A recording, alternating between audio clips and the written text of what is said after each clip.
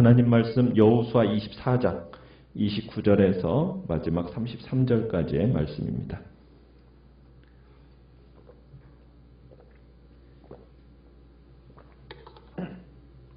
여호수아 24장 29절에서 33절 교독하겠습니다.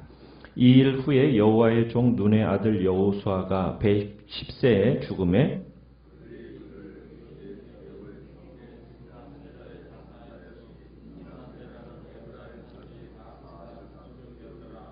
이스라엘이 여호수아가 사는 날 동안과 여호수아 뒤에 생존한 장로들 곧 여호와께서 이스라엘을 위하여 행하신 모든 일을 아는 자들이 사는 날 동안 여호와를 섬겼더라.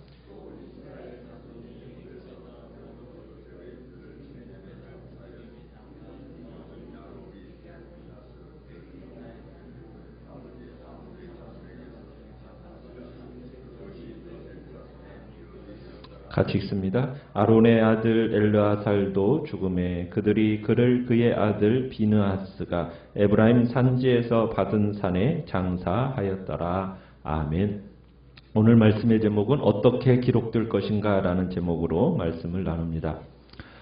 여호수아서에서 기록된 길고도 험난했던 가나안 정복 여정이 이제 매우 평화스럽게 끝을 맺고 있는 것을 보게 됩니다. 정복전쟁의 선봉에 섰던 여호수아, 이제 이 세상의 일을 마치고 이제 110세의 나이로 이제 죽음을 맞이하게 됩니다. 우리가 책을 시작할 때 여호수아 1장 1절에서 여호수아를 어떻게 불렀었느냐면 모세의 수종자 이렇게 불렸습니다. 그러니까 모세에게만 여호와의 종이라는 표현을 사용했었고 그러다가 이제 여호수아가 죽음을 맞이하는 그 기록의 장면에서 29절에 여호수아를 뭐라고 부르고 있습니까? 여호와의 종이라고 선언을 하고 있습니다. 그러니까 여호수아가 여호와의 종으로 일생을 마친 거죠. 여호수아가 여호와의 종이라고 불려지는 것은 이곳이 처음입니다. 여태까지는 어떻게 보면 모세의 그늘에 가려진 상태로 여호수아는 시작을 했어요. 겸손하게 어떻게 보면 이스라엘 지도자의 역할을 시작을 했었습니다. 그렇지만 이제 일생이 끝나는 순간 그리고 지금까지 신실하게 하나님 앞에서 하나님의 종으로서 이제 역할을 잘 감당했다라는 평가를 이제 마지막 순간에 하나님 앞에서 받고 있는 겁니다. 하나님 앞에서 정말 모세의 수종자라는 평가의 시작으로 호칭해서 이제 여호와의 종으로 이렇게 불려지는 이 순간, 지금까지 그가 하나님 앞에서 가나안 정복 전쟁을 치르고 땅을 분배하는 그 모든 과정이 개인적인 어떤 판단이나 처결에 의해서 되어진 게 아니라 여호와의 명령에 의해서 하나님의 명령에 의한 순종이었음을 이곳에서 분명히 하고 있는 겁니다. 그래서 여호와의 종이라고 그를 평가하면서 그 일에 그가 평생을 바쳤음을 주님 앞에서 평가받고 있는 거죠.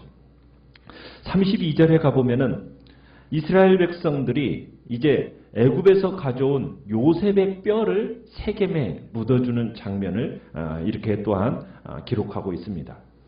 요셉이 누구입니까? 요셉은 애굽의 총리가 되어서 애굽의 모든 지위와 풍요를 누렸던 사람입니다. 그런데 요셉은 애굽에서의 그 풍요와 부를 누리는 데 관심을 가졌던 것이 아니었어요. 요셉은 애굽에서 최고의 권력자였습니다. 어떻게 보면 최고의 부를 누리면서도 요셉의 관심이 어디에 있었느냐면 그 모든 관심이 가나안 땅에 있었다는 거예요. 약속의 땅에 있었다는 거예요. 그래서 요셉은 애굽에 묻히면서 뭐라고 얘기를 했느냐면 그 자손들에게 하나님이 너희를 반드시 이곳에서 이끌어내실 것이다. 그때 내 시신을 메고 올라가라. 이 유언을 요셉이 죽으면서 남겼었어요. 창세기 50장에서 남겼었거든요. 하나님이 너희들을 가나안으로 이 애굽 땅에서 돌려보낼 때 나도 그리로 데려가서 묻어라. 이 유언을 남겼어요. 그 유언대로 오늘 이 본문은 그를 지금 이렇게 묻어주고 있는 겁니다. 요셉의 이러한 유언은요, 그의 신앙의 여정을 마무리하면서 하나님의 약속에 대한 믿음으로 미래를 내다보면서 약속의 땅에 묻히기를 소망했었다라는 것을 우리가 보게 되는 겁니다. 그러니까 요셉은 마지막까지 애굽의 마음에 연연해 있지 않았어요. 반드시 출애굽할 거다. 그리고 가나안 땅에 결국에는 하나님께서 약속하신 그 땅을 너희들이 얻을 거라는 하나님의 약속을 요셉은 잊지 않았던 겁니다. 비록 자신은 그 언약의 성취를 보지 못했습니다. 그렇지만 그 자손들이 반드시 그 약속, 언약의 성취를 반드시 체험하게 될 거라는 것을 믿었기 때문에 그 유언을 남길 수 있었던 거예요. 하나님께서 이 땅에서 이스라엘이 이 애굽 땅에서 큰 민족을 이루게 하실 것이고 그것은 하나님의 약속대로 될 것이고 그리고 이 땅도 너희가 살 영원한 살 땅이 아니라 너희들은 돌아가야 된다. 하나님께서 약속하신 가나안 땅으로 돌아가라. 그때 너희들이 한 가지 기억할 게 있다. 내 해골을 반드시 가져가야 된다. 요셉은 어떻게 보면은 아버지 야곱에게서 받은 신앙, 아니 그 이전에 할아버지 또 그 이전에 증조 할아버지 아브라함으로부터 받았던 그 신앙을 마음속에 품고 살았던 인물이 바로 요셉이었던 거예요. 그러면서 그 신앙을 그대로 그 자손들에게 물려주었던 겁니다. 그리고 그 신앙을 이제 요셉은 자신이 죽으면서 그 무덤에 애굽에 사는 그 이스라엘 백성들에게 대를 이어서 너희들이 이 땅에 살 곳이 아니고 가나안 땅이 약속의 땅이 너희들에게 있다라는 것을 끊임없이 그 요셉의 무덤은 자손들에게 끊임없이 소망을 불어넣어줬던 거죠. 너희들은 영원한 땅, 하나님이 약속하신 그 땅으로 가야 된다라는 얘기를 요셉의 무덤은 끊임없이 백성들에게 그 이스라엘 사람들에게 자손들에게 얘기했던 겁니다. 오늘날 우리도 하나님에 대한 약속, 하나님께서 우리에게 약속하신 것, 그것에 대한 믿음, 그것은 오늘날 우리를 살게 할 뿐만 아니라 앞날을 바라보게 하는 겁니다. 하나님의 약속, 그 약속을 이제는 나만이 아니라 우리의 자손들에게 어떻게 해줘야 돼요? 전수해야 됩니다. 전수. 자손들로 하여금 하나님을 믿고 섬기게 해야 되는 겁니다. 하나님의 그 약속이 성취되어질 것을 확신할 뿐만 아니라 그것이 비록 우리 당대에는 성취되지 않는다 할지라도 자손들의 대에 이르러는 반드시 성취될 것이라는 그런 믿음 아래서 우리의 자손들에게 그 약속을 전수해 주어야 할 책임이 우리에게 있는 겁니다. 우리의 가정은 자손 대대로 하나님의 말씀을 의지하고 섬김으로써 성경에 약속된 대로 하나님의 베푸시는 축복을 받게 될 거라고.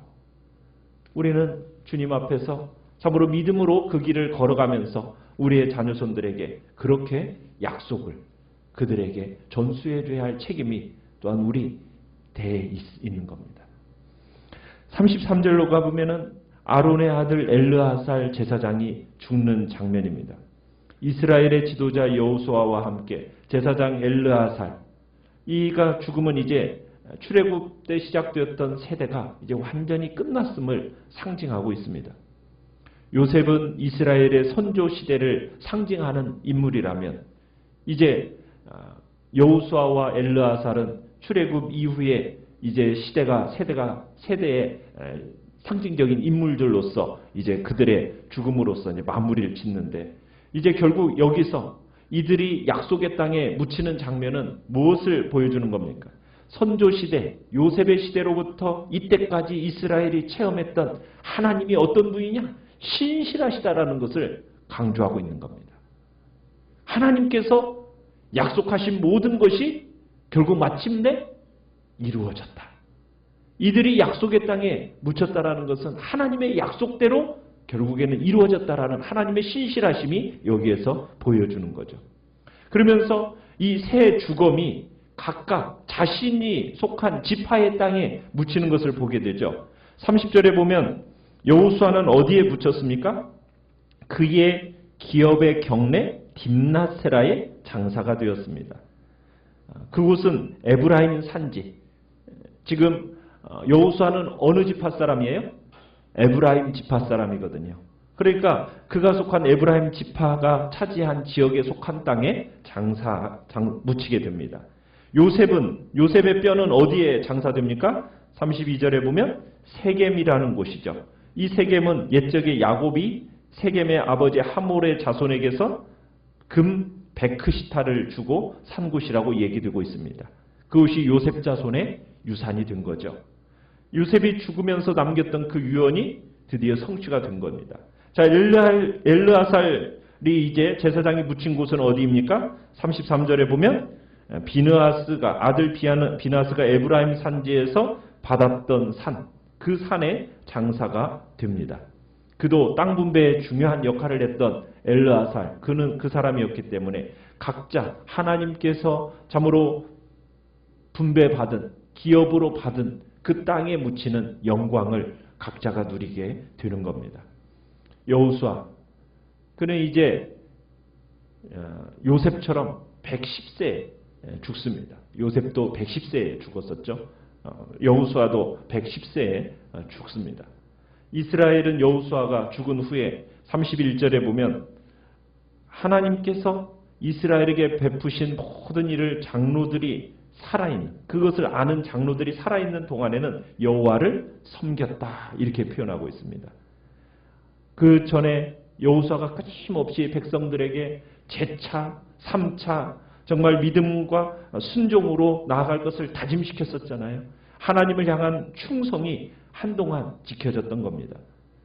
이스라엘의 그 믿음과 순종을 기쁘게 여기셔서 장로들이 사는 동안에는 하나님께서 이스라엘의 평안을 주셨습니다. 여호수아는 매우 평화스럽고 정말 만족스러운 정황 속에서 여호수아는 이렇게 끝을 맺게 됩니다. 자, 그러면 과연 정말 이 여호수아 때 주어졌던 평화와 안녕은 지속될 수 있을 것인가?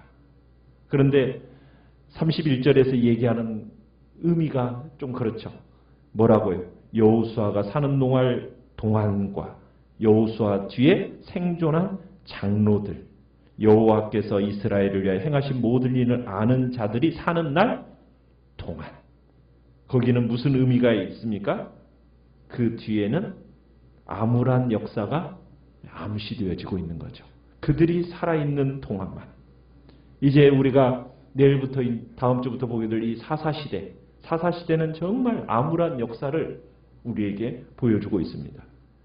다음 시대를 기록하고 있는 사사기에서는 이제 여호수아에서 접했던 그 승리와는 완전히 다른 상황을 우리는 접하게 될 것입니다. 우리는 오늘 여호수아의 일생이 성경을 통해 인정받는 것을 우리는 보게 됩니다.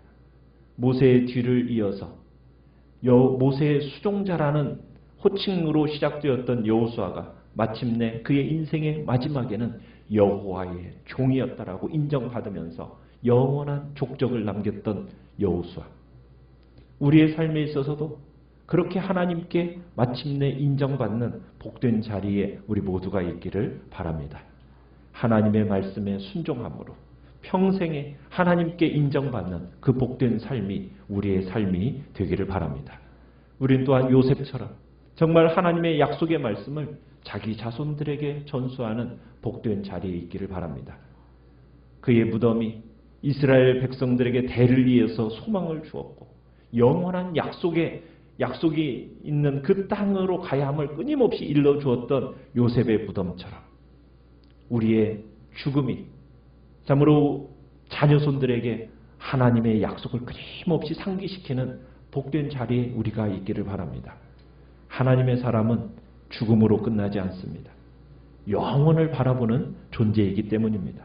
우리는 죽음에서 끝날 존재가 아니라는 사실을 항상 기억하고 우리의 가야 할 본향이 있음을 우리는 우리를 통해서 우리의 자녀손들에게 보여주면서 그래서 마침내 천국에서 참으로 하나님 앞에 인정받고 평가받는 세상에서 유명한 자가 아닌 천국에서 유명한 자로 정말 하나님의 역사에 기록되어지는 그런 복된 소망을 가지시면서 믿음의 길을 오늘도 전진하며 나아가시기를 간절히 축원합니다.